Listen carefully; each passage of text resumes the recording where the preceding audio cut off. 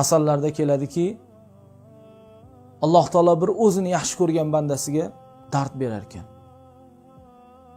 Shunda Jibril alayhissalom aytar ekan: "Ey Alloh, axir bu bandangni o'zing juda ham qattiq yaxshi ko'rasan-ku, Parvardigor. Qanday qilib bunga balo berding, qanday qilib buni dard berding?" desa, Alloh taolo aytar ekan: "Ey Jibril, men bandamning ovozini sog'indim" derkan. Ovozini, ya'ni uni "Ey Alloh" deb menga yolvorishini, menga nido qilishini sog'indim derkan Alloh taolo. Shuning uchun unga dard berdim derkan.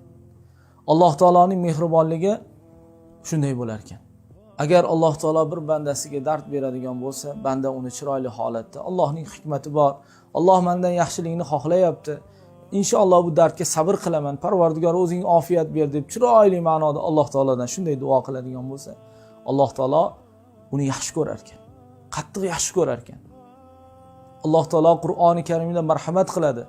Hammamiz uchun dasturul amal bo'lgan oyat. Astag'firu billah.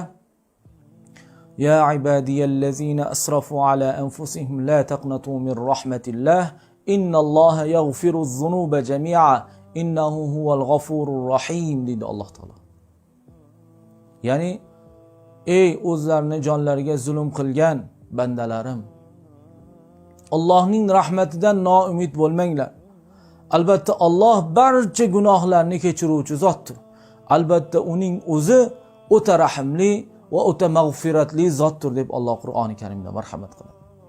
Allohning rahmatidan hech qachon noumid bo'lish kerak emas.